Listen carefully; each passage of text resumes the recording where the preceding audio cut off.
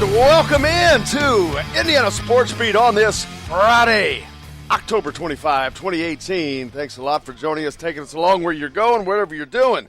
We appreciate it. Justin Kalen high atop the Crew Chiefs box. That's right. And Jim Coyle sitting in with you. Thanks a lot. Got a great program on the way today. Mitchell-A-Palooza Day 2 continues. Mitchell Paige, former superstar receiver for the Hoosiers, joining us in the second hour, co-hosting. And bringing along Ricky Jones, a former unbelievable receiver for the Hoosiers. We'll talk to him in the second hour. Also, Sammy Jacobs from Hoosier Huddle. We're going to preview the Indiana-Minnesota game. Drew Davis and Peegs.com will get us caught up on any recruiting news going on, which Indiana Hoosier basketball team, they've got some action this weekend. As Sunday, they'll be taking Loyola Chicago, and Sister Jean on in a little secret scrimmage. We'll talk about all that. Let's get to the headlines first with Justin. All right, here are your headlines for this Friday, October 26th, brought to you by Billy Joe's Gas and Food Mart, located on Highway 150 in Floyd's Knobs. The Texans defeat the Dolphins 42-23 last night on Thursday Night Football behind 5 Deshaun Watson touchdown passes. Speaking of the NFL fires down judge Hugo Cruz. It's the first time in the Super Bowl era that an official has been fired mid-season based on performance. The investigation into Maryland football wraps up, finding there was no toxic culture under head coach Durkin. And in Indiana news, the football team takes on Minnesota at 8 tonight. And like Jim said, the basketball team gets set for their secret scrimmage against Loyola Chicago on Sunday. That's going to wrap up your headlines for this Friday, October 26th. Brought to you by Billy Joe's Gas and Food Mart, located on Highway 150 in Floyd's Knobs. All right, welcome back into Friday's show. We got a big show, like I said, coming up. Mitchell Paige, Mitchell-A-Palooza. Day 2 continues. Ricky Jones. Man, blast from the past. Haven't heard of his name for a minute. Yeah, great receiver for the Hoosiers. Yeah, you sent me that name a couple days ago, and I was like, I almost forgot about that one. Lots going on this coming weekend. Like said tonight, Indiana, early game, as the Big Ten in their effort to squeeze every dollar they can by stepping on the high school football scene or whatever it takes to get that done. They're doing as Indiana has to travel up to Minneapolis to take on the Golden Gophers tonight, 8 o'clock kickoff. Speaking of that, if you're in the Fishers area, come out to Bubba's. We'll be there. I'll be there with Mitchell Paige, so come on out. The first person that's from the Fishers area that sends me a Twitter message, at Jim Coyle, ISB, Indiana Sports Beat. After the show's over, the first person from the Fishers area that you can go to Bubba's and Fishers, I'll buy your dinner. What? If you text me today's guests. That's after the show's over on Twitter. Making it easier. What a deal. I'm telling you. There you go. Looking forward to that. Also, golf is not looking good for golf today. No. I was wondering that. 90% chance of rain. I mentioned that only because a rarity. I'm going to play. Me and Mitchell Paige and his father and someone else are playing at a French Lick today. French Lick Golf and Resort. Beautiful, beautiful place. What about your 4th time playing this year? Is it 3rd or 4th? Maybe even 3rd, yeah. You haven't gotten out a lot. You've been a scramble machine. It is 4th. It is 4. And the first 3 have all been scrambles? Oh, of course. Yeah.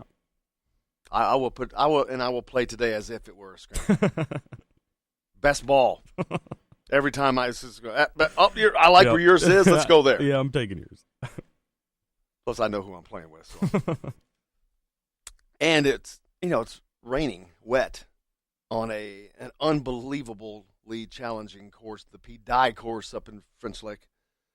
I was like, okay, so it's raining, it's going to be soggy, wet, the ball's not going to go anywhere. I'm going to hit a 175. That's pretty bad. That's exactly what Mitchell said. That is verbatim. That's pretty bad. That is 30 more than I shot my first ever time playing golf. Well, I hope that's just a facetious joke, but who knows? NFL action last night. I didn't get to see those games you talked about. The Texans. I saw who was playing. I'm like, Texans and the Dolphins. I'm like, nah. Doesn't bring much to the table. A lot of scoring, though, obviously. Deshaun Watson with 5 touchdown passes. You don't have that in the NFL very much. Now, you had Patrick Mahomes earlier this year who had 6 in a game, but yeah, you're right. 5 in a game is not all that common. But yeah, the game last night was the first quarter. I was like, what am I doing? Why am I watching this? It was so boring. It was, I believe, 0-0 with not hardly any time left in the first quarter. And they picked up the scoring a little bit. Got a little bit interesting. I did not watch a snap. I don't blame you. Not a snap. The World Series is going on. I mean, this year it's weird. The World Series seems quiet this year. Yeah. Last year it was like fireworks every night with Houston and was it L.A. they played? Yes. But fireworks last year. What an unbelievable. I spoiled us with that one. Hopefully maybe they'll pick things up. I don't think so. I think this is just a case of the Red Sox have been and continue to be better than everyone else all year long. There's no way they don't win the World Series. Already up 2-0. Game 3 tonight. And then you've got Game 4 and Game 5 on Saturday and Sunday. So the World Series could theoretically be over on Sunday. Or even Saturday. A little weird. Yeah. How about Joe Buck was on the call of the NFL game last night. Who? Joe Buck. Who? Exactly. All right. So he did the baseball games the 2 nights before. John Spears tweeted something out yesterday. Just seems like a little too much Joe Buck. I've got all the Joe Buck I can stand. Yeah. We're all stocked up here. So crazy somewhere else. No doubt. A lot of big games. Not a lot. Some good games. There's not a lot of good games this weekend. As I was going through the lineup, I'm like, wow, not a lot of marquee games. Indiana's playing early tonight, like I said. And that 8 o'clock kickoff will be at Bubba's and Fisher's. Come on out. Iowa's taking on Penn State. There's a good game. That's going to be, I think, a very equally matched game right there. Those may be,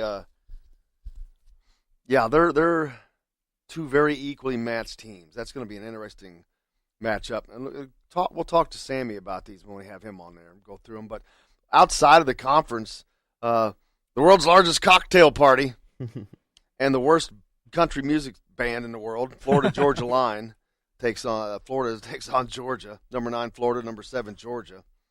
Georgia, I just saw yesterday, they had the number 1 running back in the country decommitted to Georgia, which is the 4th decommitment they've had.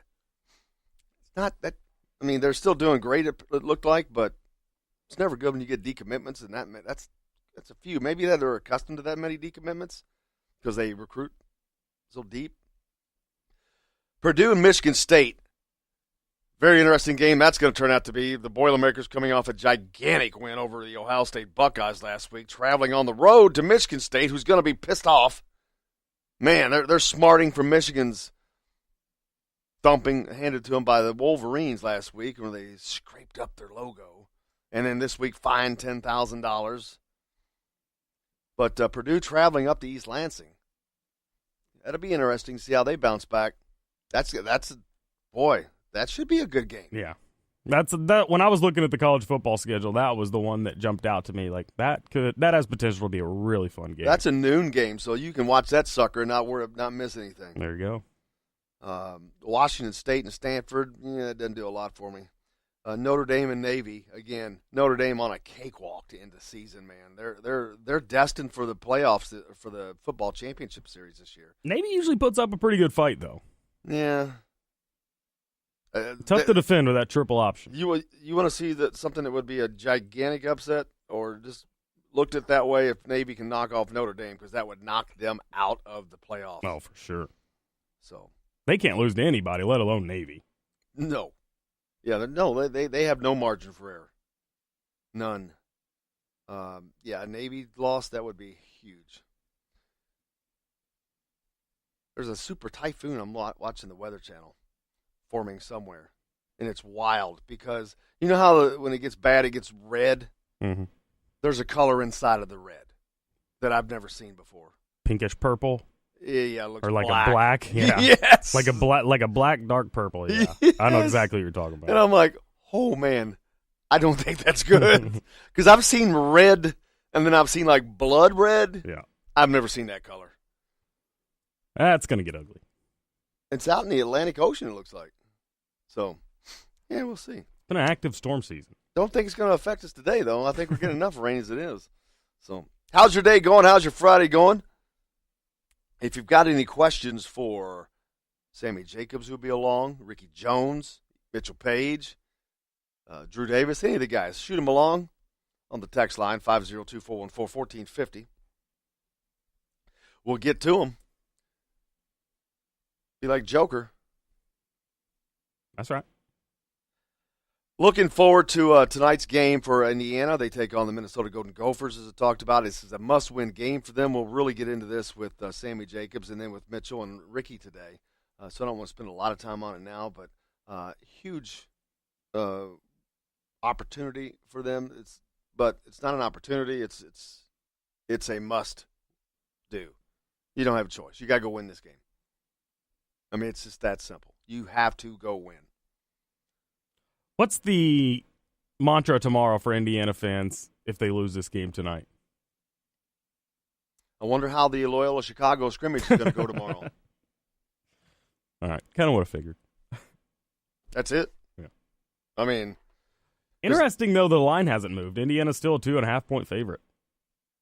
Probably not moving the needle a lot in Las Vegas, Indiana, Minnesota. Nobody wants to bet that. Probably not getting a lot of action, if you know what I mean. I mean, you don't know what you get with Indiana. When I was yesterday, I mentioned that. I'm like, you go from the Rutgers game, in which they just went into the tank, even though they won, back to the Ohio State game. They look superb. Come back home against Iowa and lay an egg, and then look good against Penn State again. So you don't know what you're going to get. It's like Forrest Gump and his box of chocolates. You never know what you're going to get with Indiana football.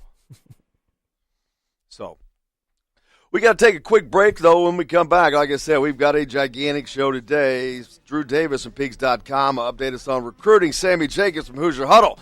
We're going to preview the Indiana-Minnesota game. Ricky Jones comes along, and it's day 2 of Mitchell-Palooza.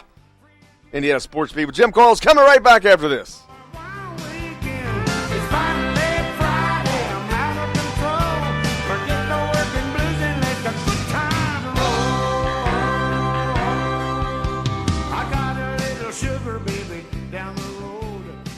Hey, if you're in the market for a new truck or tractor, car, or ATV, you need to be at Hollis Auction Service on November the 10th. Located on Highway 150 in Greenville, just west of Highway 335, Hollis Auction Service also needs items for the auction. If you're looking to sell, call Billy Joe Hollis today at 502-664-1606. That's 502-664-1606. Make sure you're at Hollis Auction Service in Greenville on November 10th.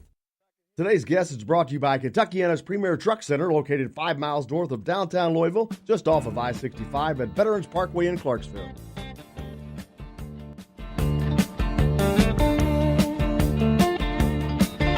And welcome back to Indiana Sports Beat here on this Friday, October 26th. Joined now by Sammy Jacobs from Hoosier Huddle. Sammy, how's it going, brother? It's going well. How are you, Jim? Great, great. You started a new job in addition to your duties with the Hoosier Huddle, man. Teaching the youth of America. Yeah, I started a physical education position. I've got to be at work at 6:45, so I'm up at not even the crack of dawn. It's the middle of the night. They're killing you. They're killing you. Well, I hope it's going well. Congratulations and good luck with that. The Hoosiers' early game this week is a Friday, one of the Big Ten Friday games, which has been a big topic of discussion, which it should be because it's ridiculously stupid. The Big Ten stepping on high school football, especially this time of season. It's playoff time in Indiana, and so they're not only taking away from high school football, they're taking away from a playoff night. Yeah, I get the reason behind doing it. Money? You want your I get it. It's about money. It's about exposure and all that stuff. You know, you saw Virginia Tech and Georgia Tech play last night, and you saw West Virginia and Baylor play last night. Yeah, but that's a Thursday I can deal with, but you're not stepping on the high school games then. But Friday nights have always been high school, but especially this time of year, this is playoffs. It's not even just regular season, as Jim Moore would say. It's playoffs. They're in the playoffs. Yeah, schools could choose whether or not they do home games and things like that. So, but it is what it is. You have to play on Friday night, and it's a game that IU absolutely needs. Oh, there's no doubt about that. It's definitely a must-win situation for the Hoosiers as they roll into this game. Unfortunately, I think that it's playing up to where the Indiana should have a good go at this.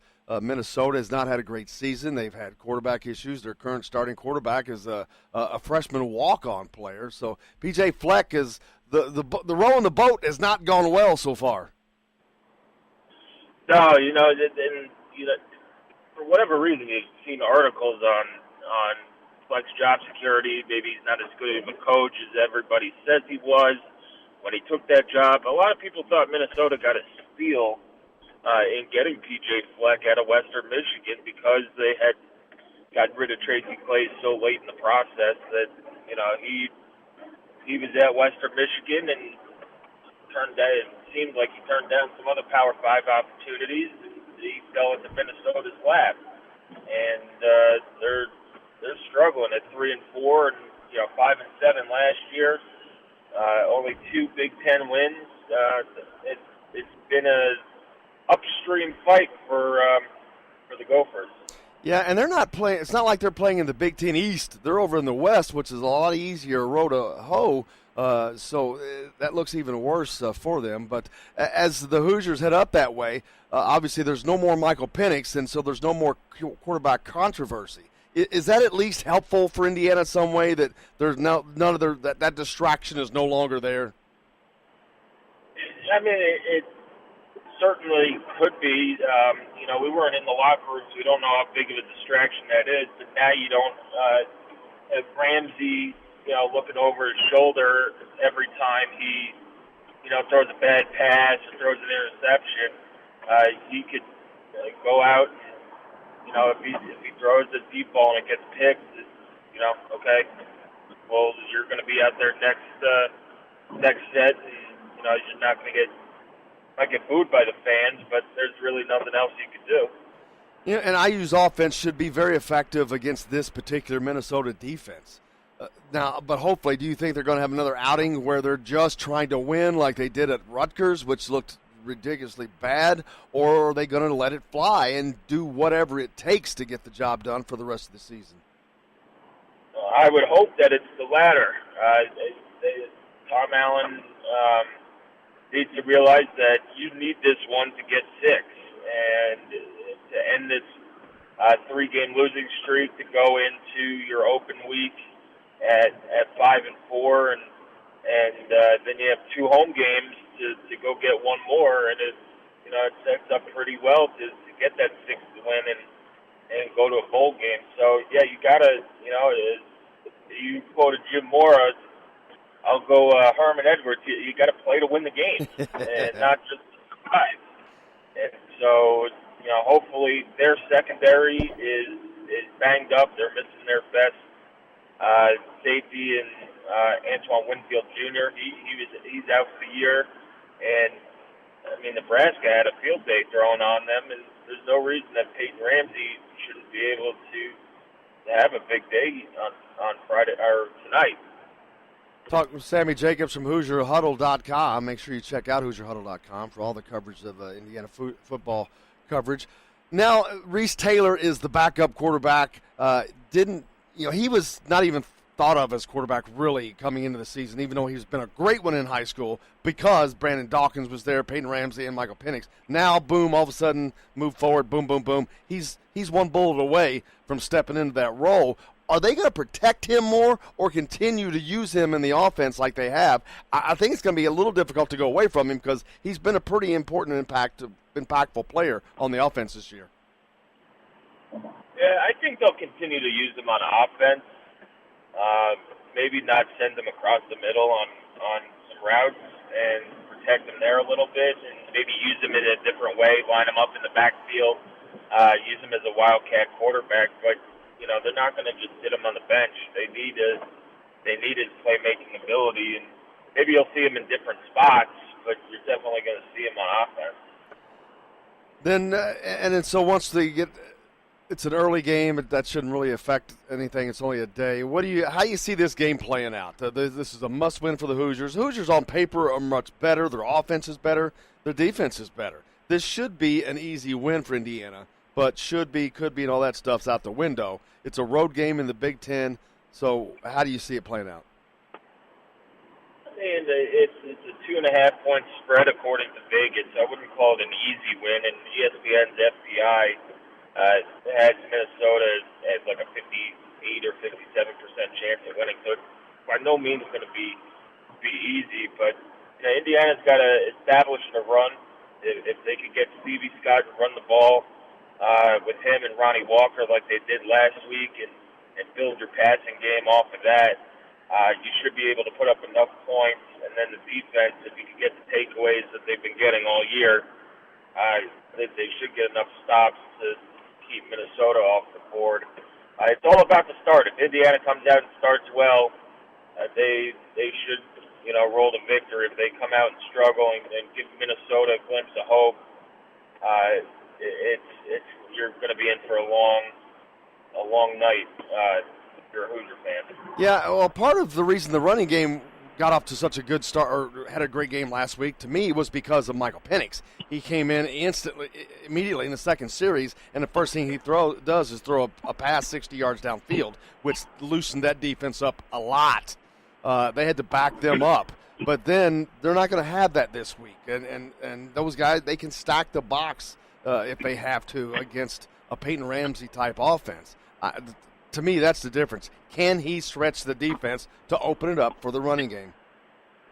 Yeah, I mean, they ran it pretty well with Ramsey in there as well. But you're right. They need to stretch that defense, and the offensive line, it needs to continue to play well. If they play well, then, if they play 8 or 9 in the box, the danger there for them is if you get your offensive line into the second level, you're going to get burnt if the running back gets by. But it's a numbers game. If you have 9 guys or eight guys in the box and only 5 guys blocking, the odds of breaking a big run are not high. But he does have to throw it deep, and against a banged up secondary, you should be able to take your shot. And without having Michael Penix on the bench, you don't have to worry about playing it safe if you're Peyton Ramsey. You could just air it out, and if you throw an interception, it's a punt. If you throw it deep enough, the problem is if you throw interceptions on 5-yard out routes and it gets taken back to the house. If you throw a 40 or 50-yard pass downfield and the guy catches it, makes a diving interception, it's just as good as a punt. We'll certainly find out. Kickoff tonight, 8 o'clock up in Minneapolis. The Hoosiers taking on the Golden Gophers. There's a few other games this weekend. Not a lot of great games on the slate this weekend, but a couple that look intriguing. First of which, Purdue at Michigan State. Purdue coming off, obviously, that gigantic win over the Buckeyes last week, but they go on the road to Michigan State, who's not in a happy situation right now, coming off a spanking to Big Brother Michigan. Yeah, Michigan State, they're banged up as well. There's been a lot of nonsense off the field with the guys with the Spartan walk and all that stuff. And anytime and Purdue's going to have emotional letdown too a little bit after their big win over Ohio State and Tyler Trent there and all that stuff. It's just you can't replicate that going on the road and facing a team that's you don't play very often in Michigan State out of the East. So it's definitely going to be an interesting game up in East Lansing. And, it's who responds better, who comes out with that energy, and it might be a bring your own energy type of game for both of these teams. If Purdue wins, you're sitting pretty for a bowl game with two. You got 2 out of the 4 of those Big Ten East beats and feeling pretty good about yourself. If Purdue wins, not only are they sitting good for a bowl game, they're sitting good for the West Division Championship. They will have beaten Iowa, and if they beat Wisconsin, I don't know that anyone else can knock them out of that seat. Yeah, and that's right on that Big Ten West crown. So it's an important game for Purdue, and you'd have to think that Michigan State's out of it with 2 Big Ten losses heading into this one. A third one certainly knocks them out of the Big Ten East race for sure. So it's again, how are they going to respond to getting their butts whooped by Michigan last week with all the talk off of the field, and are they going to come out and play well against Purdue? Another game that's not a big marquee game, but I think it's going to be a hell of a game. Penn State and Iowa. I think these are two very equally matched teams, talent-wise. Yeah, and they played some good games over the past decade or so. There was a 6-4 game in there. Last year's game came down to the buzzer with the last-second touchdown pass for Penn State to win it in Iowa City. Like you said, Iowa's right there in the Big Ten West race as well, and they need this game. Penn State is probably out of the East race. They could have an effect on it if they go play, beat Michigan up at Michigan. But they're on the outside looking in. They need a win there to keep their Big Ten East hopes alive, and we'll see. They lost their last game at home to Michigan State, and Iowa's playing as well as anybody in the country right now. We'll certainly find out. Tonight's kickoff, 8 o'clock, the Hoosiers taking on the Golden Gophers. Sammy Jacobs from HoosierHuddle.com. Thanks, brother. Appreciate you joining us as always. All right. Thanks, Jim. Thank you. Good luck at school. Sammy Jacobs from HoosierHuddle.com. Make sure you check out the content. The Hoosiers taking on the Minnesota Golden Gophers tonight. We will be at Bubba's in Fishers if you're in that area. Come out. I'll be there with Mitchell Paige, former IU great.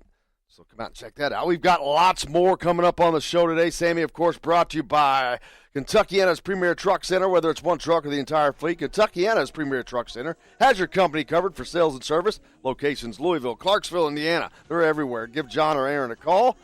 Experts in Volvo, Hino, Cummins, and Mack, but they take care of everything. We've got Mitchell Paige, Ricky Jones, Drew Davis yet to come here on Indiana Sports Beat with Jim Coyle. Coming right back.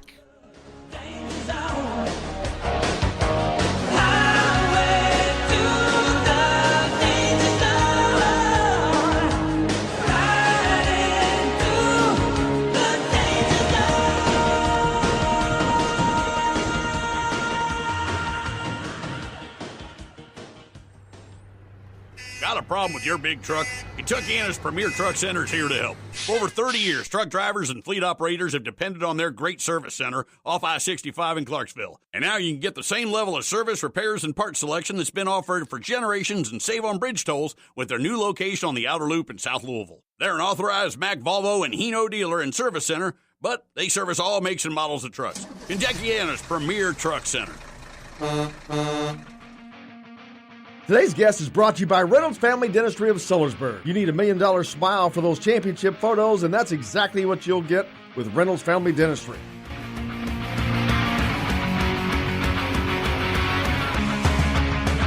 And welcome back to Indiana Sports Beat here on this 26th day of October, Friday. Joined now by Drew Davis from Peegs.com to get us caught up on some recruiting news in the world of college basketball. Drew, how's it going?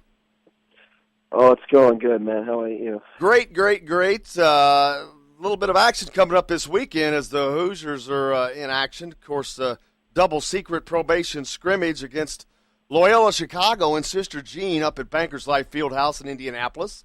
Looking forward to nothing, really, because we don't get to know about it. No one can go, no fans, no media. We're supposedly not going to know the results of how it ends up. So, not really a lot to talk about in that regard, to be honest with you.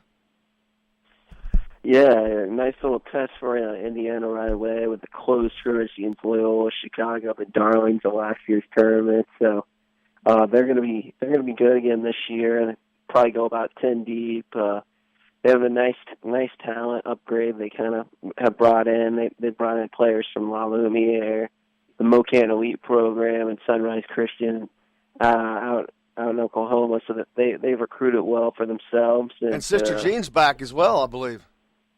Yeah, it's always nice to have the magic of Sister Jean on your side. And greatest sixth man in college basketball.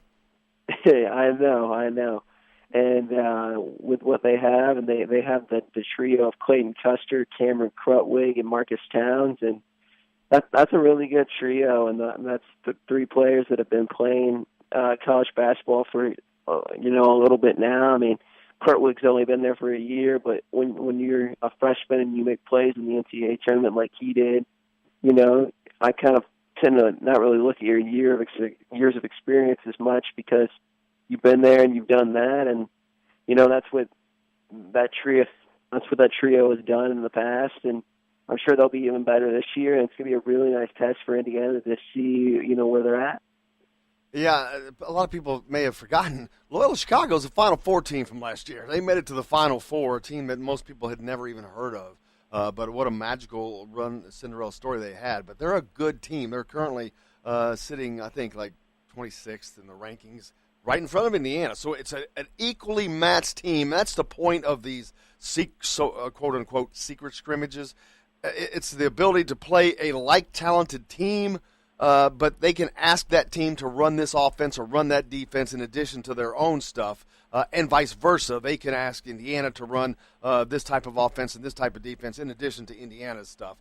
So it's a great way to get some early information about your team because you cannot mimic the talent that they're going to go against. And that's the great thing, and the secrecy part is so the results don't get out. It's just for the coaches to use to better their team. So we'll see how that works out. I'm sure some of it will leak out afterwards, but it's a good deal, and it'll be a good test for the Hoosiers, but we just won't know the results.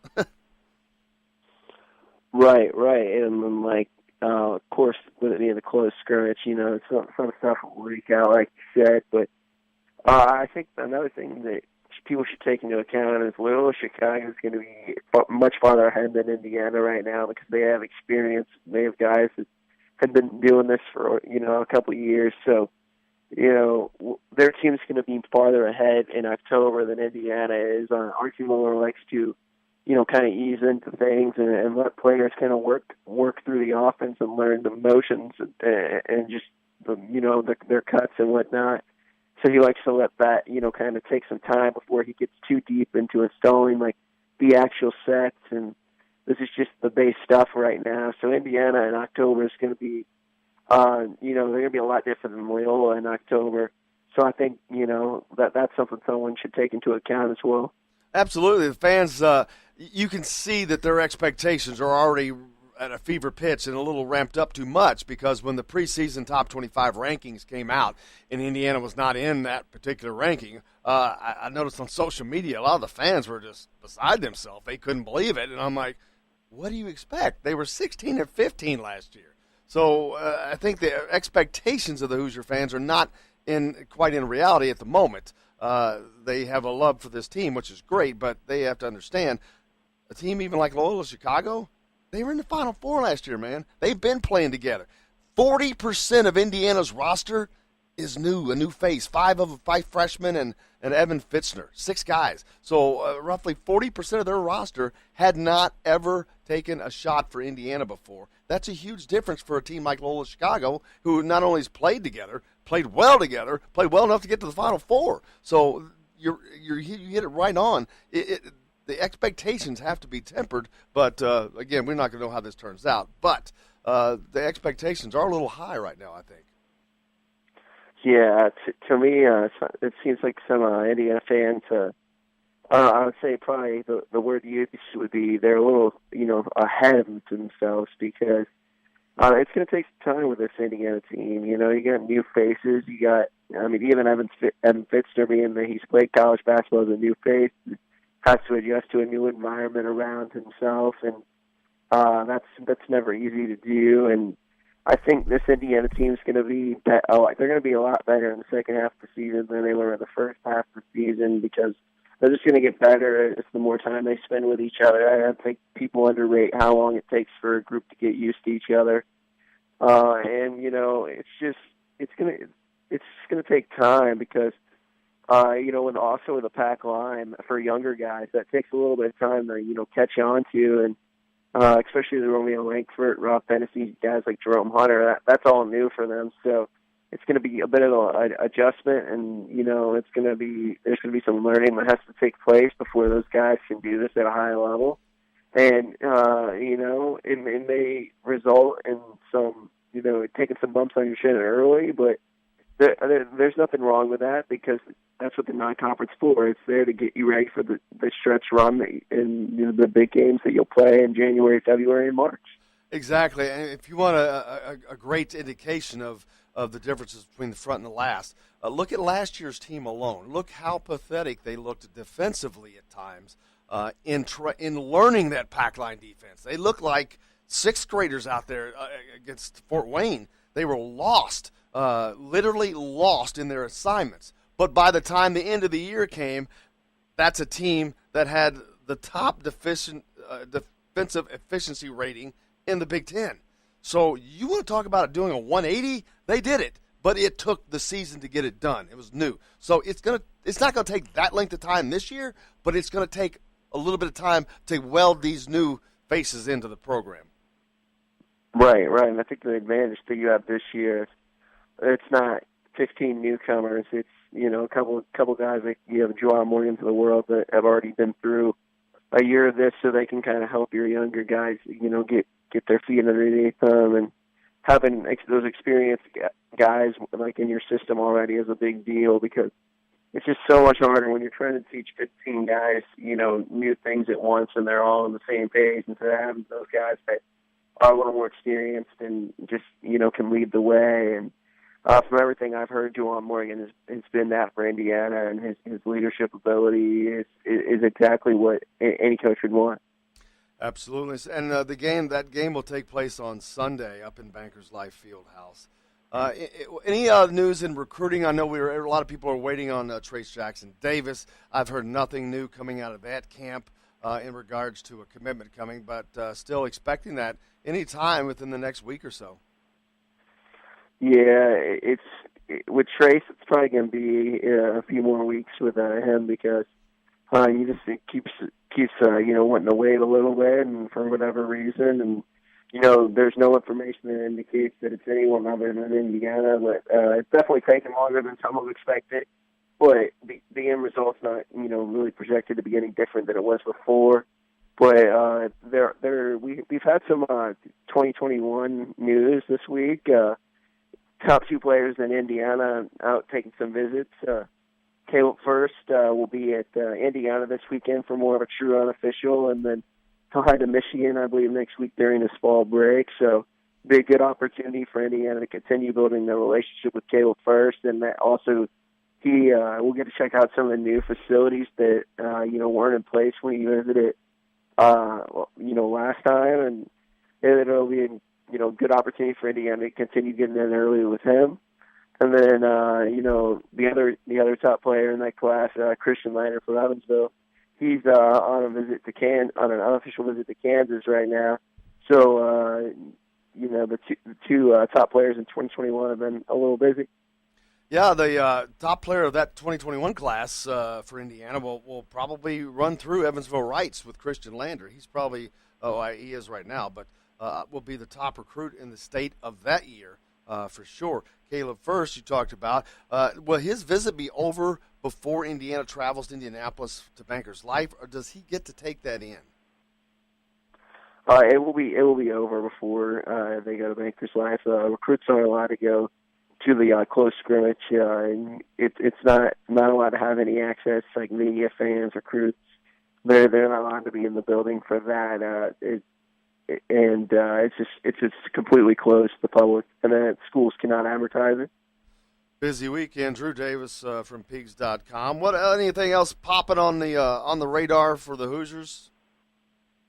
Yeah, you have Keon Brooks, as we mentioned, is coming off a visit to Kentucky. Now the remaining visits left are North Carolina and Michigan State before he makes, and then he'll make his decision sometime after that Michigan State visit, which is November 16th, so the very back end of the fall signing period.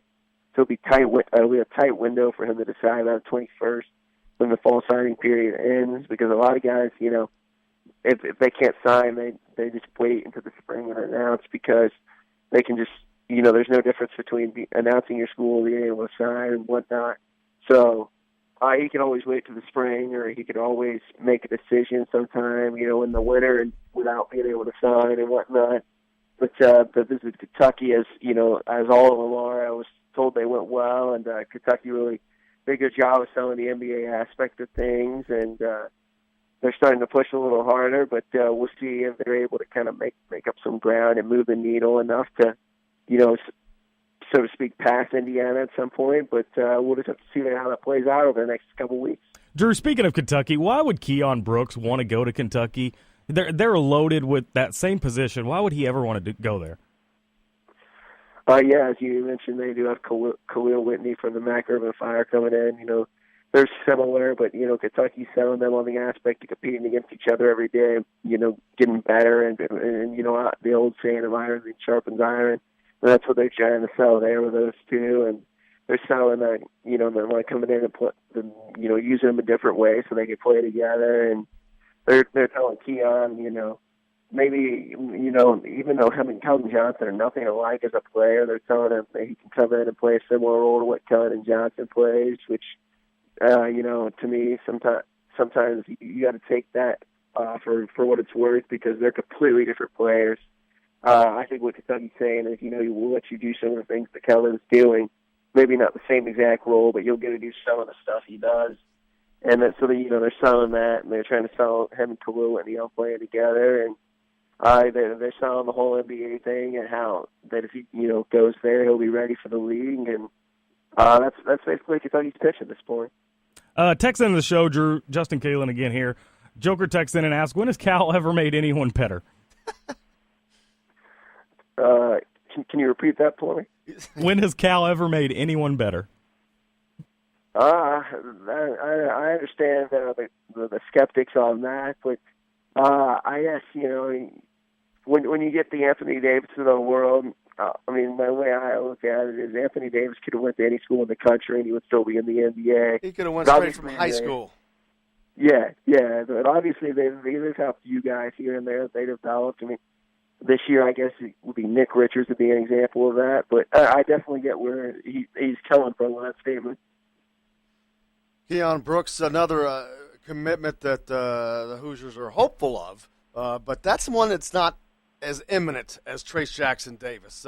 Keon Brooks, one of the 2 5-stars in the state of Indiana, being recruited by the Hoosiers. They are considered the front runner for Trace Jackson Davis, and probably Keon Brooks, according to the recruiting services. But as we've seen with DJ Carton, you don't know. Everyone thought he was going to Michigan and ends up at Ohio State out of nowhere. So you never know. But they look to be in good shape with those guys. Trace Jackson's the first one they expect to anyone expects his commitment, wherever it is, to come here not too much longer.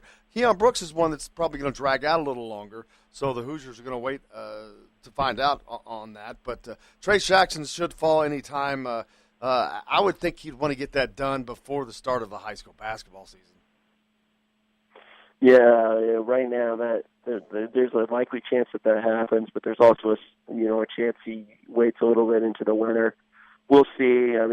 He's told some people that he would wait, and he's told some people to the side, so you never know. But it's more of just with Trace, it's more a matter of when than where is he actually going. Obviously, the other schools are still in play, but I think it will be a major stunner to anyone in the recruiting world. Trace Jackson Davis win anywhere with Indiana. Absolutely. Drew Davis of Peegs.com. Thank you so much for joining us as always. I hope your weekend goes well. We look forward to talking to you next week. All right, man. Have a good weekend. I'll talk to you on Monday. You as well. Drew Davis from Peegs.com, brought to you, of course, by Reynolds Family Dentistry. For over 30 years, Reynolds Family Dentistry has been taking care of the Southern Indiana dental needs. Let Doctors Roger and Jay Reynolds take care of your family. Reynolds Family Dentistry of Sellersburg. That's where I go. Even if you don't want to. I never want to. Love them. They're both, Jay and Roger are great. Love Roger. I don't ever want to go to there. I'll meet you at Bubba's. How's that?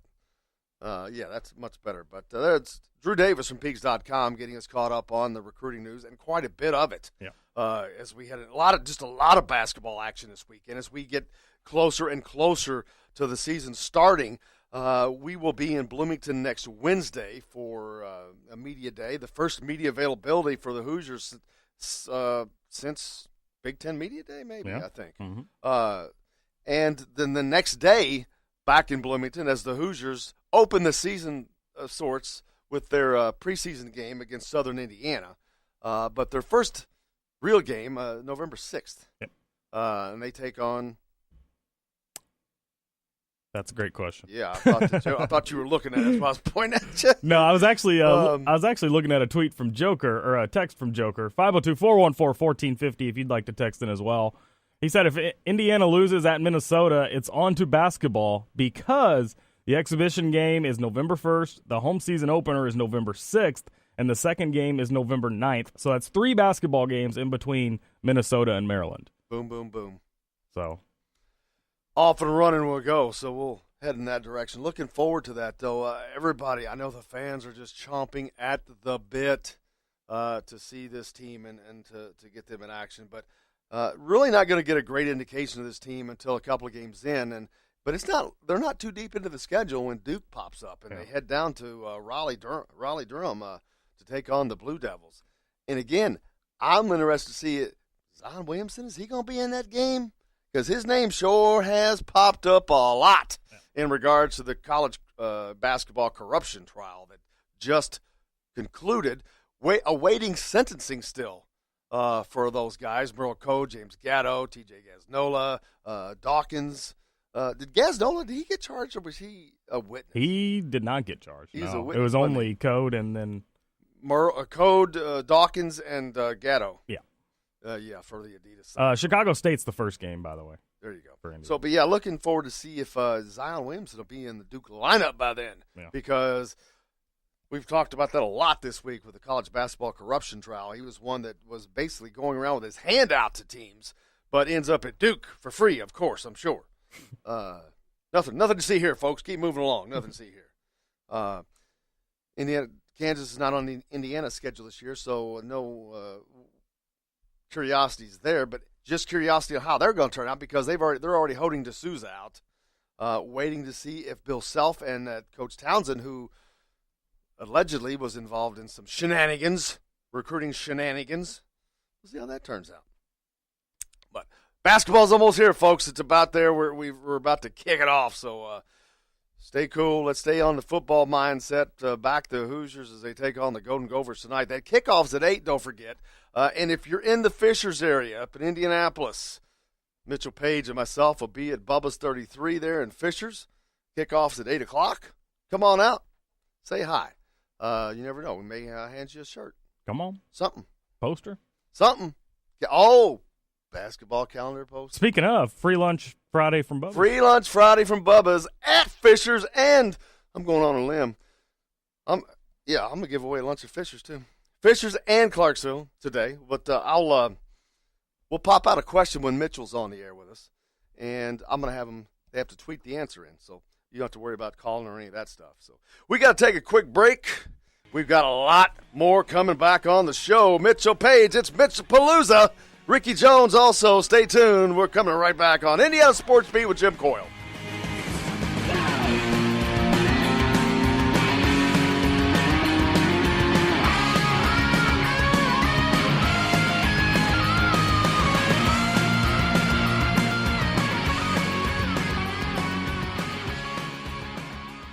If you're a homeowner and have storm damage to your roof, you want a hometown contractor you can count on and trust. Brooks Roofing of New Albany has been doing quality work since 2006. Check out their work for yourself at brooksroofingin.com. No job is too big or too small, commercial or residential. Brooks Roofing is probably working in your neighborhood right now. Visit brooksroofingin.com or call 812-868-ROOF. That's 812-868-ROOF.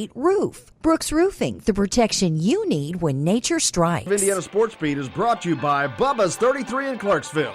With hand-tossed pizzas, bold burgers, and ice-cold beer. Bubba's 33 in Clarksville. Pizza, burgers, beer.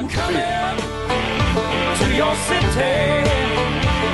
gonna play our guitars and sing you a country song. We'll all be flying. And welcome back to Indiana Sports Beat, Friday, October 26th. Jim Coyle sitting in. Justin Kalen high atop the crew chief's box. That's right. Hope your day's off to a great start. Thanks a lot for taking us along wherever you're going, whatever you may be doing. We appreciate it. It's a soggy bottom, boys, Friday, though, for sure. Rain is falling. It's probably going to going to all day. All day. Unfortunately. But before we get much deeper, let's get to the headlines with Justin. All right, here are your headlines for this Friday, October 26th, brought to you by Billy Joe's Gas and Food Mart, located on Highway 150 in Floyd's Knobs.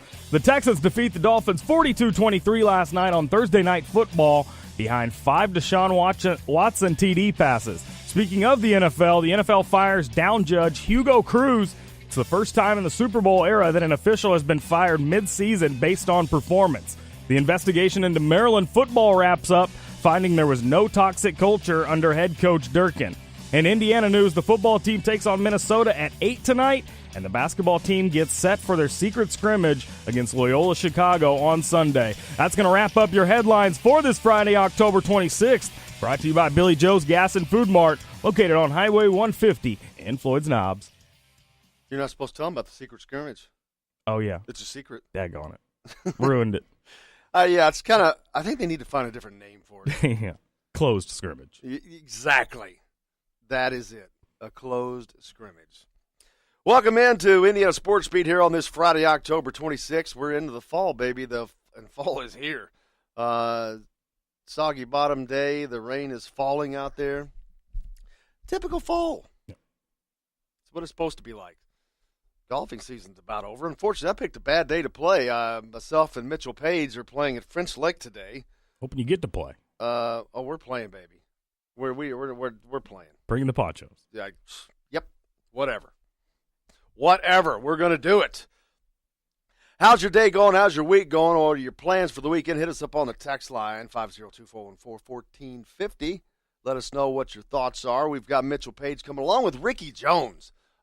Great receiver passed for Indiana, the Hoosiers. Looking forward to talking to him as well. The Hoosiers basketball program Sunday taking on Loyola Chicago and Sister Jean in that secret scrimmage. The first action for the Hoosiers. We won't know anything about it, though, because the results are kept quiet. They're meant and intended for the coaches and the staff to actually use these. And it's a great event for them because they're playing against a very, very light, talented team. Loyola Chicago went to the Final Four last year, along with Sister Jean, if you've forgotten.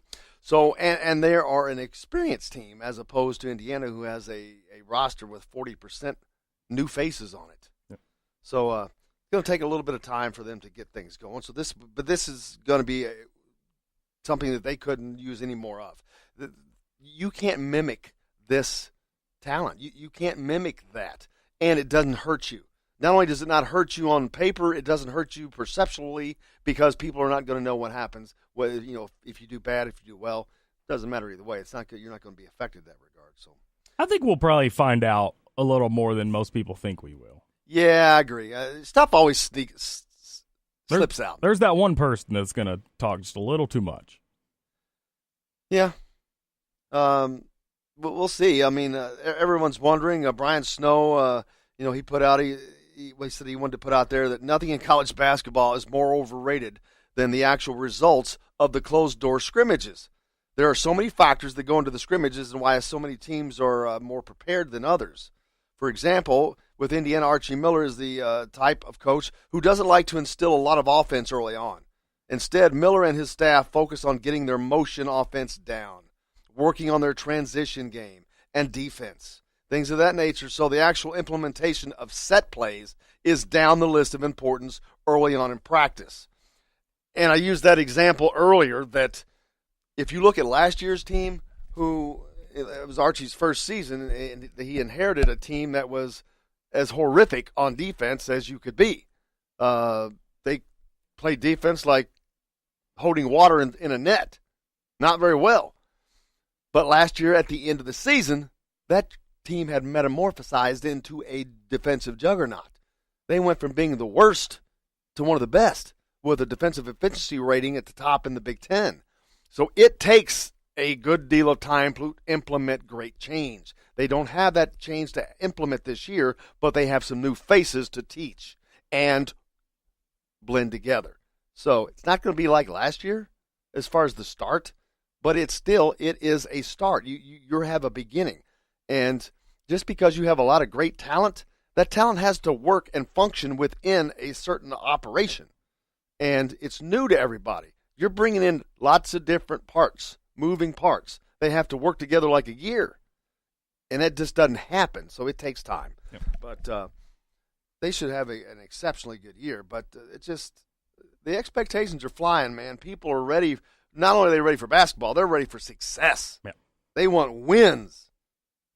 Yeah, and that's why I think the game against Loyola Chicago is pretty big, or the secret, whatever you want to call it. Anyways, you're going to get a lot of work that you can't replicate in practice. And now Indiana is a very talented basketball team, but if everybody's running the same thing, that's not going to help you all that often. So the fact that they do get to play a team like Loyola Chicago, who's very commonly, you said 26th and Indiana's 28th, so they're right there together, same type of team. Well, that's going to be huge, rankings, which doesn't mean jack anyway. Right. But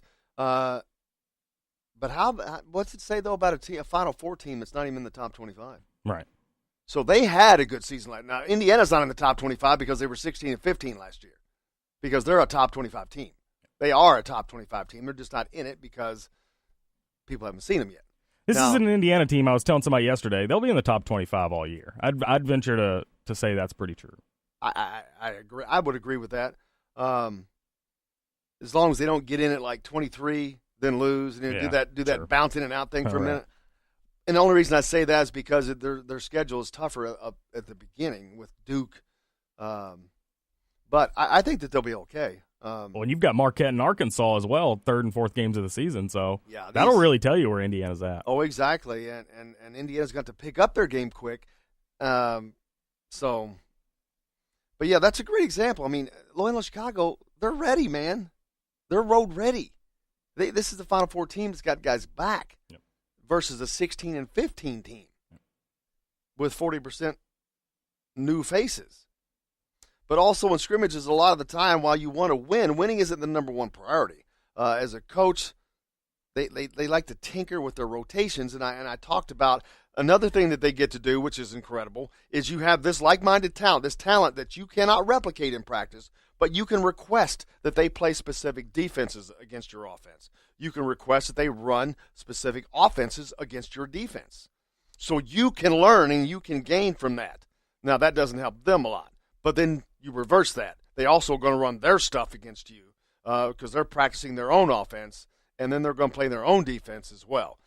So you get to see a lot of looks, and it's a great learning opportunity. But I think that you really have to stay focused that entire time and milk every minute of that as a player you can. Yep. Yeah, you're exactly right. I mean, if you go in there and you do take advantage of the opportunity you're given, it's going to speak volumes going forward in the rest of this season. Football team's taking on the Minnesota Golden Gophers tonight up in Minneapolis. Tom Allen had a radio show. It was a Wednesday night, I believe.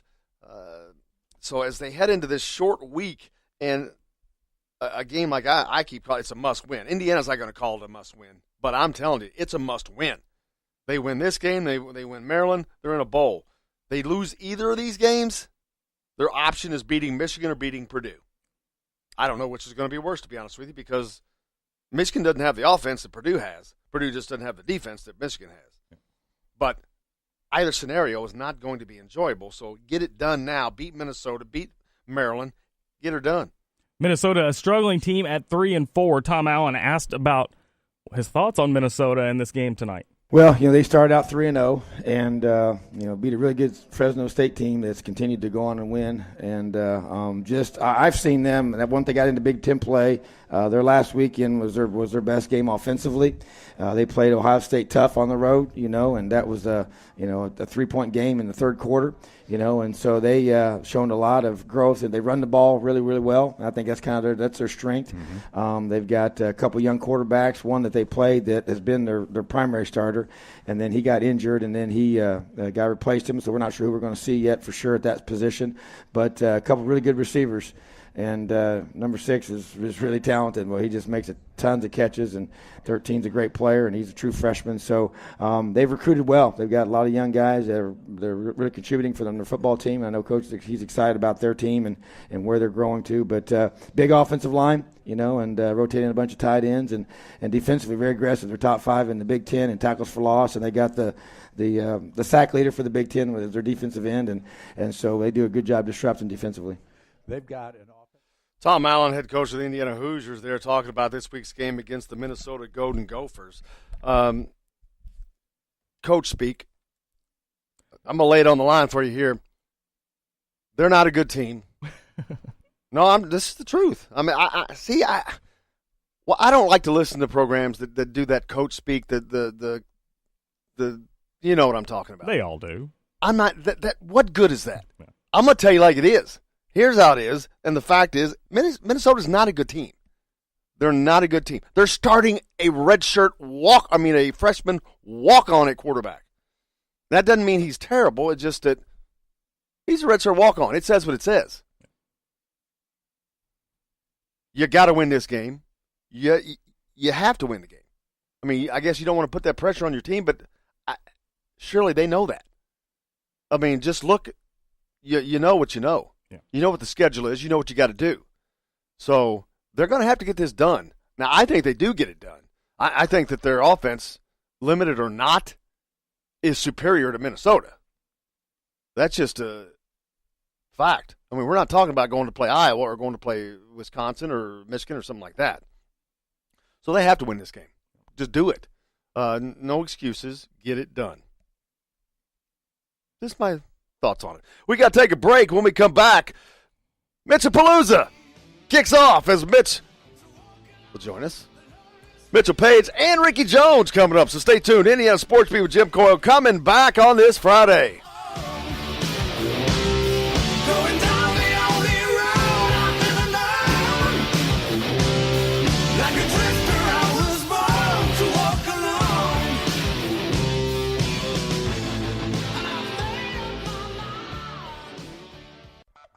This is Jim Coyle. When I'm not on the road covering the Hoosiers, you can find me at Bubba's 33 on the northeast side of I-65 at Veterans Parkway in Clarksville. Bring the team in for that post-win meal in the family dining area or just meet friends for happy hour. Bubba's has bold burgers, hand-tossed pizzas, mouth-watering wings, and a list of select local craft brewers for the coldest beer in town. Bubba's 33 in Clarksville. Burgers, pizza, beer. Today's guest is brought to you by Kentuckiana's Premier Truck Center, located 5 miles north of downtown Louisville, just off of I-65 at Veterans Parkway in Clarksville. Welcome back to Indiana Sports Beat here on this Friday, October 26th. Day 2 of Mitch-A-Palooza underway. Mitchell Paige with us on the program. Mitchell, how are you, brother? I'm awesome. Up and at 'em this morning. Can't wait for today. And I love it. Also rejoined Ricky Jones, a premier athlete, former great receiver for the Hoosiers. Ricky, how are you doing, man? I'm doing awesome. Cannot complain.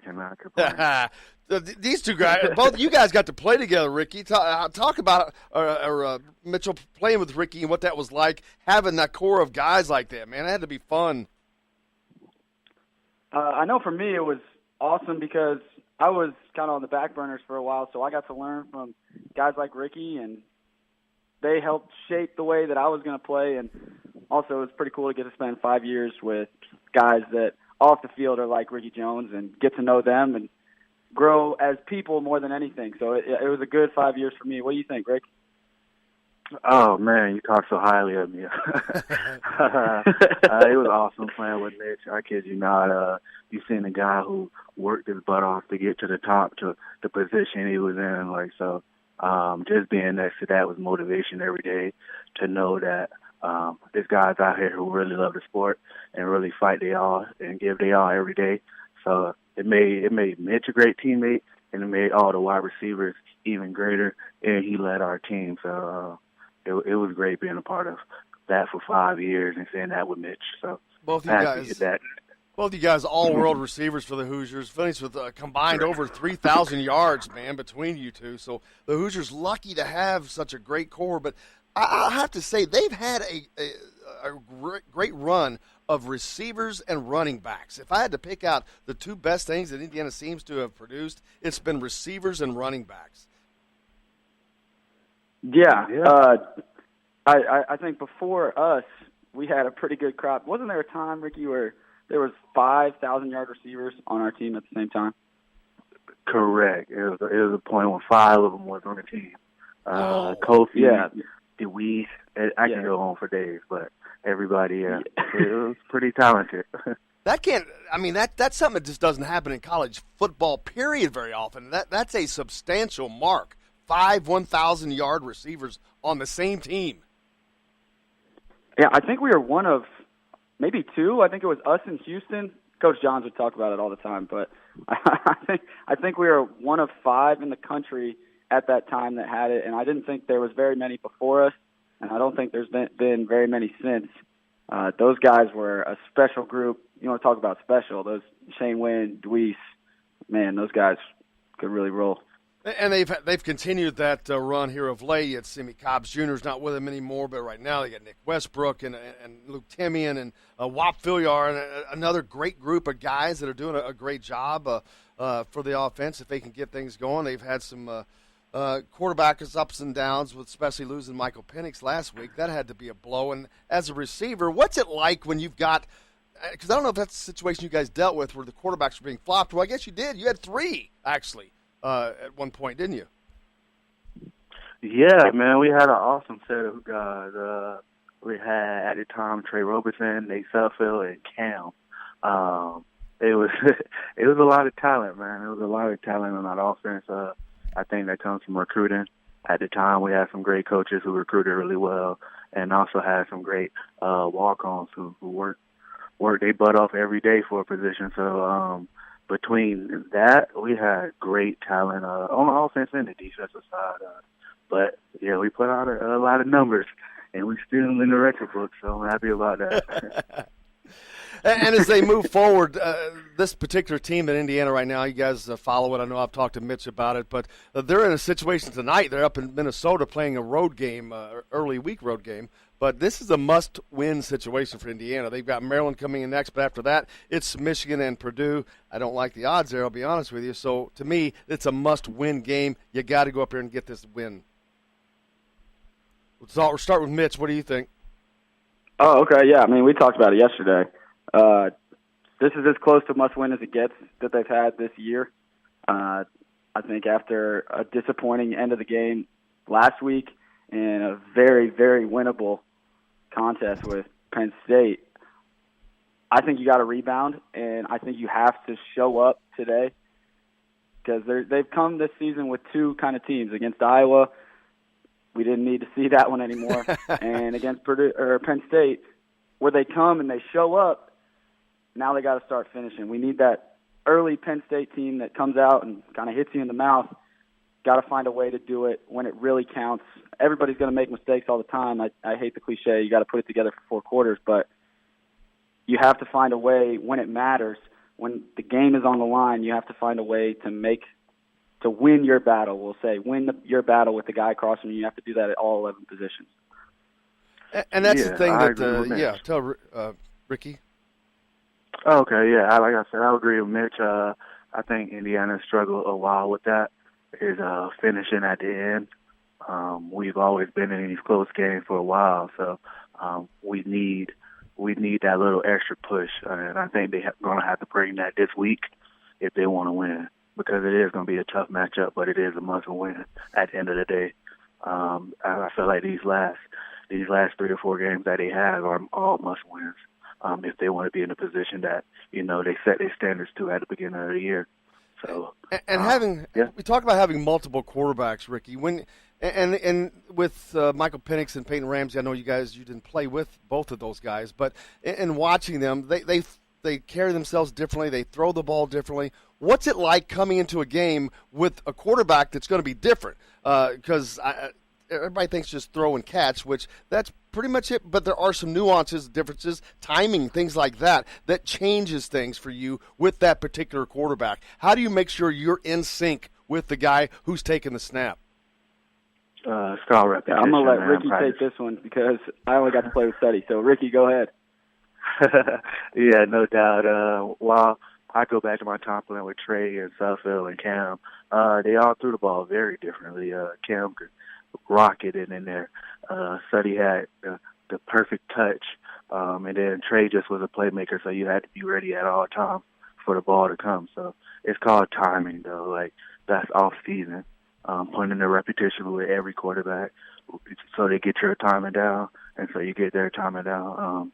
I'm pretty sure they did that with Peyton and the other QBs. Like, that's just if they wanted to win, if that was going to be the situation. So I think they'll be fine, though, man. I think they're going to be fine. Just got to find a way to win. Talking with Ricky Jones and Mitchell Paige, former receivers for the Indiana Hoosiers. We know about Mitchell, just got back from Europe playing over there. Ricky, what have you been doing? What's been going on? You catch the fans up on the life and times of Ricky Jones. Yeah, no doubt. Well, I traveled around and tried the NFL free agency thing out for about a year and a half. I've recently just moved to Indiana and started working for NFL Flag, USA Football NFL Flag, as a regional sales manager for the West Coast. So yeah, I'm back in Indiana now. So awesome, and of course Mitchell is back here, just recently back from Europe, an MVP performance over there. You'd be proud of him, Ricky. I think whatever stat there was, he owned as a receiver offensively. I think he was the top of stats. I don't even know he could be. He's a receiver. I'm like, how's he have a top passer rating? But a great season for Mitchell over there, and we're glad to have him back. He'll be on the program a lot. Thank goodness. We're looking forward to that. But as you guys go forward when you get out of college and you have that group that you've been with, what's it mean to you to stay in touch with those guys that you went through these battles with for 4 and 5 years? I think it's I think that when I got back from Germany, I couldn't wait to be back, and I really couldn't wait to go to homecoming because I knew all the guys that you're talking about battles. We went through some stuff together. And I couldn't wait to be back and talk about those times and what that meant for us, what we're doing now, how those times prepared us for what we're doing now. It's a little different, obviously, now because we don't have the conversations at 5:30 in the morning before practice anymore. But it's so cool to hear how those 5:30 conversations impacted Andre Booker or Jacob Bailey or Michael Cooper. And we're all different. We're all individuals, but man, we experience so many of the same things, and it's cool to learn from them, learn how they think about things a little bit differently. But we're still so tight. It's a really, really cool group of guys that we got to play with. Ricky? Oh yeah, no doubt.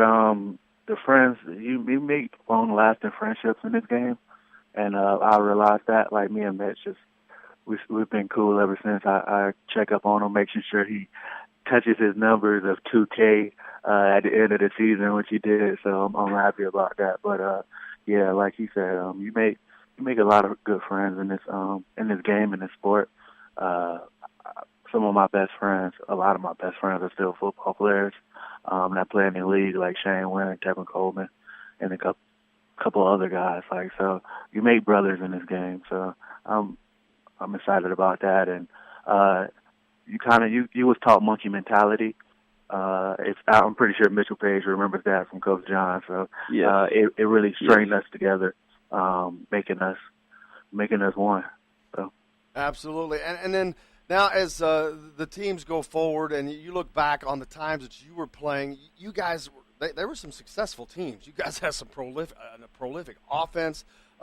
But Indiana has been sitting in the situation where they're not beating the Michigans and the Ohio States for a long, long period of time. As a matter of fact, I was a student and at the game the last time they beat Michigan, which was in 1902, I think.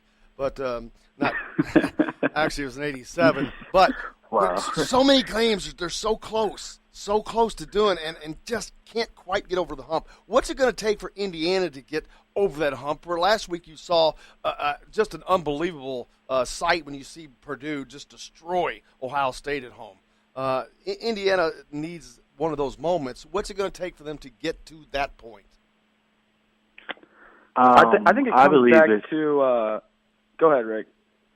This is our first time doing yeah. two people at the same time, so we're learning about this. That's my fault, really. I should have said. We're Mitch. learning. We're learning. Exactly. But go ahead, Ricky, you take it. I would say back to what Mitch was saying with the one-on-ones, winning your one-on-ones and belief. I think the biggest thing, it would be belief and winning your one-on-ones, like at the end of the game. To think back to a couple games we were in where it was just that last play where if all 11 do their job, we win that game. You know, so it was never just one person. It was always like a team effort of, I think Indiana truly believes that we can win those games, and I think Purdue has that right now, at least against Ohio State. They seem to have their card, and it always seemed like we would get right close right there and not just get over that hump. So as soon as we could figure out that, I think Indiana shifts the culture. Mitch? Yeah, I think the biggest thing that needs to happen, and there's no cure for it. There's no like, okay, this is what needs to happen, and this is going to change everything, right? When you watch Purdue play Ohio State, when there was a play to be made, we called it like a 50-50 ball, 50-50 chance. Ohio State's going to make the play or Penn State's going to make the play. Or Purdue is going to make the play. Purdue made the play every single time. And it just feels like whenever IU's playing, doesn't matter who they're playing, when there's a 50-50 ball in the fourth quarter that we need to get, something happens. We fumble it. We throw an interception. We give up a long touchdown pass because of some miscommunication. It's just when the time to win comes, you don't win the game only in the fourth quarter. You win it through the whole thing. But really, like, the plays that win the game happen late in the game, and that's just the nature of football. You have to make the plays at the right time. A long touchdown in the first quarter is great. We need that. But long touchdowns in the fourth quarter are momentum exploding. Like that's when you win games.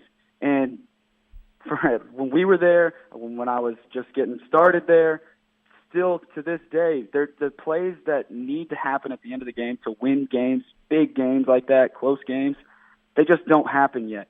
And there has to be something. We talked about this all the time. There has to be something, and it's got to come within the team. There's nothing fans can do. There's nothing coaches can do. Like there has to be someone that says, "Forget this. We're going, and this is our time right now," and then make it happen. Because talking won't do it. It's just got to be one play will change the whole thing, but we got to make the play. Sounds like a winner. Ricky Jones, I can't thank you enough. It was a pleasure getting to talk to you. I hope we get to talk to you again on here one day. Look forward to it. Congratulations with everything and the job. Hope everything's going well for you. I appreciate that, man. Thank you for having me on the show. It's been an awesome time, awesome experience, and of course I'll come back in the future. After you're Mitchell's first guest, we'll look forward to it. And Mitch-A-Palooza will continue after this. We've had Ricky Jones. Thank you so much. And Mitch is with us. He'll be back. Mitch-A-Palooza will continue after this. Brought to you right now by Kentuckiana's Premier Truck Center. Coming back, Indiana Sports Beat right after this.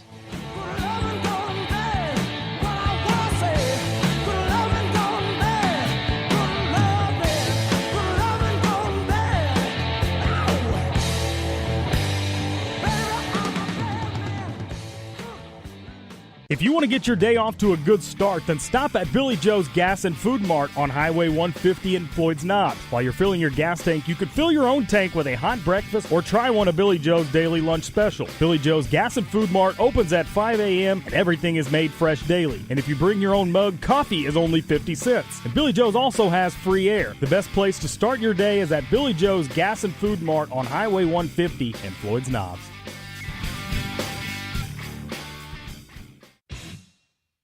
Today's guest is brought to you by Bubba's 33 in Clarksville with hand-tossed pizzas, bold burgers, and ice-cold beer.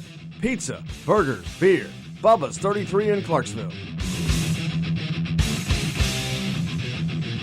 Welcome back to Indiana Sports Beat here on this Friday, October 26th. Jim Coyle with you here.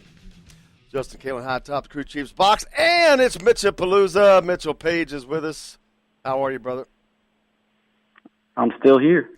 Feeling good. It's a soggy bottom, today, man. Soggy bottom boys Friday out there. Not a greatest day for golf, but that's what we'll be doing later on today at French Lick Golf and Resort. Great, beautiful place. Unfortunately, it's going to be raining, but we'll just have to pretend like we're over in Europe and playing in the British Open or something. Exactly. I guess we can't really keep it low because it'll be so dang wet. Hopefully it'll be windy. It won't be too windy. We can hit it up there, get it up in the air, get off that wet ground. We'll have some fun. Yeah, it's a tough course, the Pete Dye course out there, a championship-level course. A friend of mine, Kyle, that has played that course, and he just basically said, pack a lunch. It's so I have packed plenty of balls. I've got like 24 balls in my bag right now. I don't think that's enough. Well, that's just the front 9, brother. I got the rest in the car. That's just for the front 9 when I make the turn.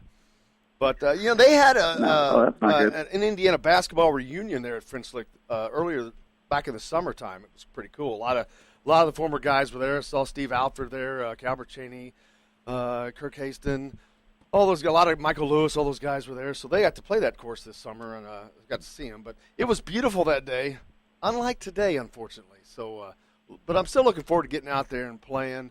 And so now that you're back from Europe, Mitchell, you played football for so long, and when you come back and that's not what you're doing, how do you adjust to that? Well, so far I've played a lot of golf, which isn't terrible. I haven't really started a job yet, just kind of getting back and figuring things out. So I've played a lot of golf. I play up here at Woodland Country Club. My dad is a member here, so I get to play for free. So I don't hate that. I've got an uncle that's out at Broadmoor. Got to play there yesterday. Trying to find my game again. I didn't get to play that much in Germany, but golf is my favorite sport. So I play it as much as I can and trying to be good at it. Justin, write that down where that course is, where he's a member. He gets to play for free. Make sure you write that down. I got you. Speaking of golf, Joker actually texts in and says Jim is counting on finding a few also, which you're a big golf ball finder on the course. Yeah, but that's not what happens out at a Pete Dye course. Sure. They probably have people walking around just to pick up the golf balls. You have to have a caddy at French Lick's Pete Dye course. There's no option. I've never had a caddy, so I've never played on a course that required a caddy. So we got that going for us, which is nice. But looking forward to it. You said you wanted to do the British Open, so it's going to be full on, but unfortunately here we are. I'm going to end up being like John Daly, unfortunately, and not when he won it. Not when he won it. I mean, it's just rip and grip and spray and hay, and hopefully it goes somewhere. But it's going to be fun. That's all you can do is have fun, right? That's it. I know my dad and I are excited. Looking forward to it as well. And then tonight's game, as a player, it's only one day sooner, but that's 1 day less of preparation. And of course, a Friday is not a big prep day. Normally just a travel day anyway. But you still lose that day somewhere. What effect does that actually have on a game, especially when it's a road game? Yeah, I think I talked about this yesterday. It totally messes up the routine. Every player gets in their own routine. They have their schedule that they have every morning. Monday morning I'm going to do this, Tuesday, Wednesday, Thursday, and then Friday is usually a build-up day. Now I'm getting myself really ready to play. I've taken my time, like, let's go. And they take that away, and now you got to get yourself going a little bit earlier. It's a different thing. It seems like a small thing, but I think it would have a big impact on what I was doing if I was still there. And I know I ask this all the time, and there's questions I ask that I know that they're not going to answer. I don't want to say truthfully because it's not that. It's just that, well, they want to make sure that they don't like pressure. There's no way that they're not feeling pressure to win this game. I don't care what anybody says. It's a must-win game. You have to feel pressure, or you're not a human. You're not alive. You're not an athlete living on that edge, and I know that they are. So I know that they do feel it. How does that affect your game going into a game like this, knowing that we got to win this game, guys? I don't know if it affects it while you're playing, but in the week, building up to it, you prepare a little bit extra hard, I guess. I was there, and I know exactly what you're talking about. People ask, like, oh, yeah, this is a must-win game. How are you feeling? And programmed to say, well, it's just another game. We're just trying to win this game this week. We're not worried about the rest of the season. But you think about it, and you're always looking at that magic number.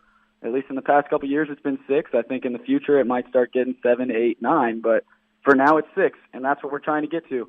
And you're always thinking about it. Even at the beginning of the season in fall camp, you're thinking, okay, which games do we really, really need to make sure we get? Let's try to steal a couple, but really make sure we get. And I think this is one you circle, and that puts a little bit extra pressure on you. It's exactly what you said.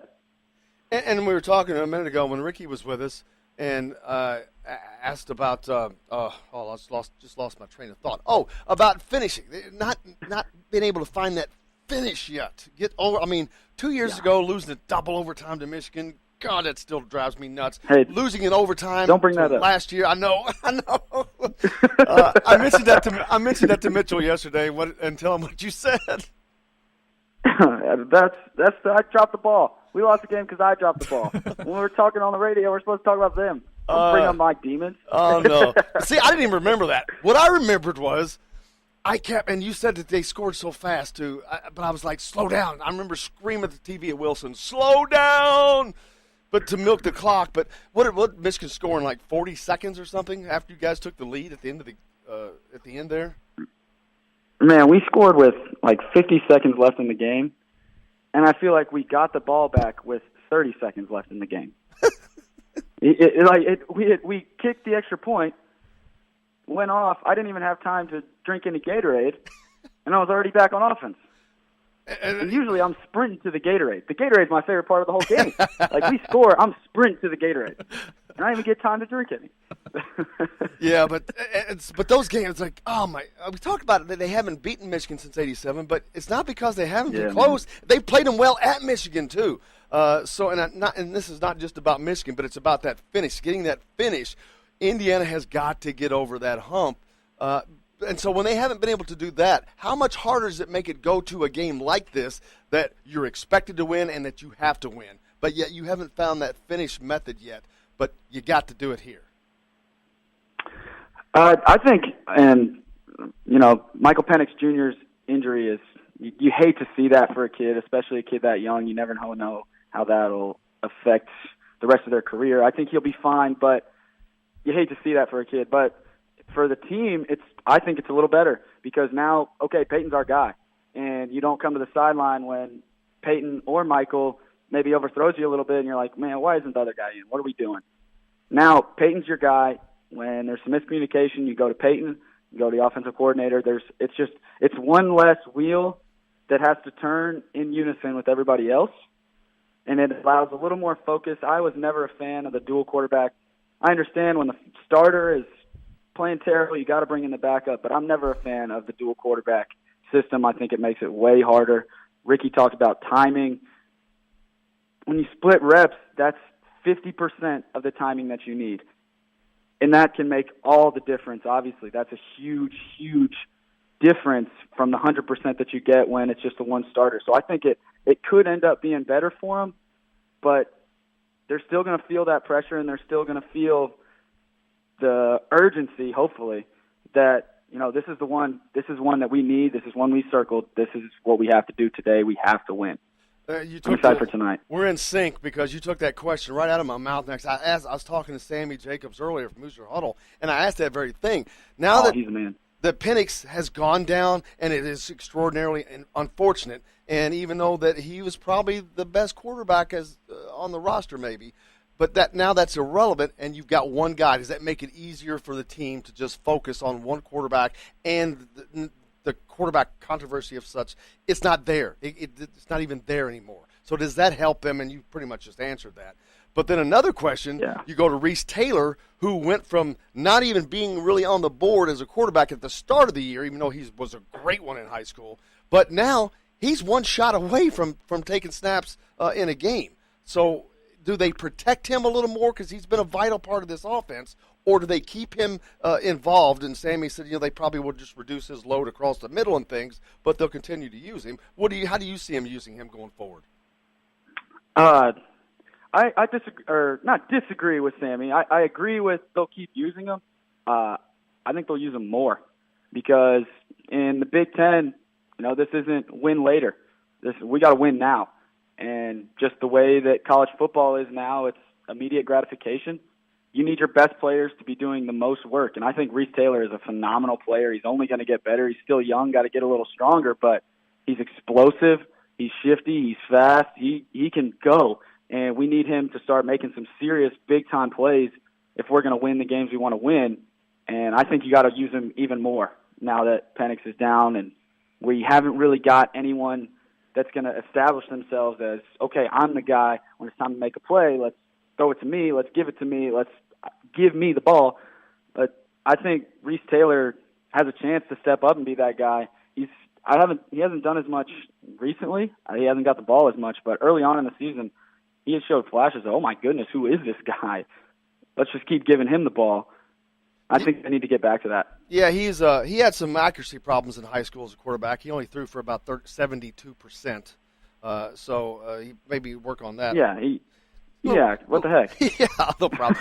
But IU has lacked explosion this entire season. Yeah, none of it. And that's negative when Michael Penix came in, you're like, oh, you're just hoping, and the first thing he does is throw a ball 60 yards in the air, which didn't complete it. Doesn't matter. It was just that 2 seconds that ball was in the air.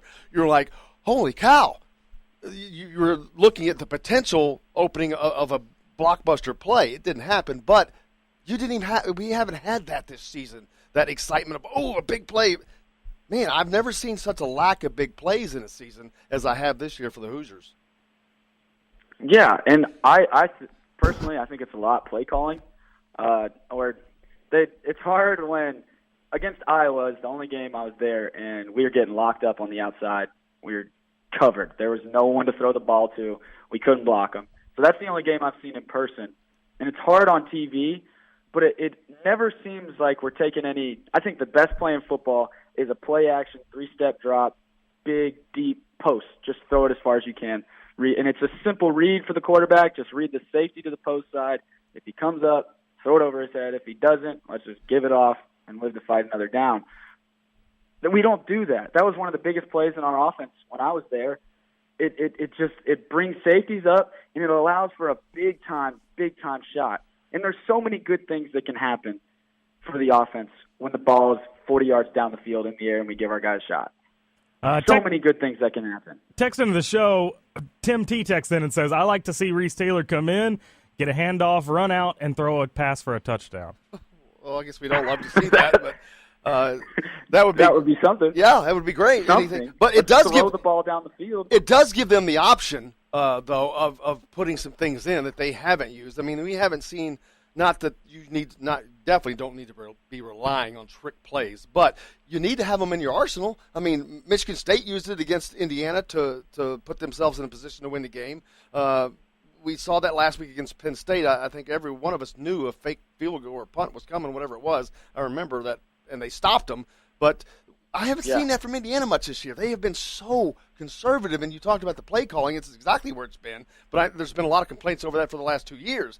The play calling has been so unimaginative and vanilla and restrained that what are you waiting on? It's like you have nothing to lose. You're the team that needs to be taking the chances, but yet they're not. Yeah, we play like if we lose, we're all going to get like Indiana will cease to exist or something. Restricted is the best word I've heard for it because we only throw the ball. We throw when you watch Peyton, he takes his drop and he looks and he only looks one side and then he checks it down, and that's all the way he's being coached. I don't think we give ourselves a chance to get the ball in our athletic players' hands. Everything is just little bump and dump, just throw it. And it's in college football, it's hard to have an 11, 12, 13-play drive. Everyone on the field is really, really good. You have to have explosive plays, and you have to beat teams over the top if you want to score the amount of points that you need to score to win. And we just don't do that. We don't really take any shots. We don't take a chance and just throw the ball in the air. We talk about Penix throwing it 60 yards. Peyton can throw it 55 at least. Let him just launch it. Let him give ourselves a chance to open up the defense, take chances. We have nothing to lose, but everything's a game. Like let's go. I agree. Before I forget, free lunch Friday from Bubba's. If you're in the Fishers area, after the show is completed, just send me a tweet at Jim Coyle ISB, who all 4 guests were today. If you send that, the first person to send it to me for Fishers, I'll buy you lunch. And for Bubba's 33 in Clarksville, yeah, you're not allowed. Tweet me as well, at Jim Coyle ISB. Tweet the answer to me. All 4 guests on today's show, and I'll get you lunch. If you're in, whether you're at Bubba's 33 in Greenwood, I'm going all out now. Bubba in Greenwood, in Fishers, and Clarksville. So there's 3. Specify where you live when you send it so we know. But I want to thank everybody. Mitchell, thanks, man. Mitch-A-Palooza was fun. I can't wait to do it again soon. Look forward to seeing you in a few hours at French Lick on the golf course, Rainy Golf Course. Thanks a lot for joining us. We appreciate it, brother. Absolutely. We're looking forward to doing it. Stay tuned. Indiana Sports Beat's back on Monday. Kentucky Roll Call's up next. Dick Rouse, take your medicine. We'll see you. It's Jim Coyle, and I'll see you on the radio.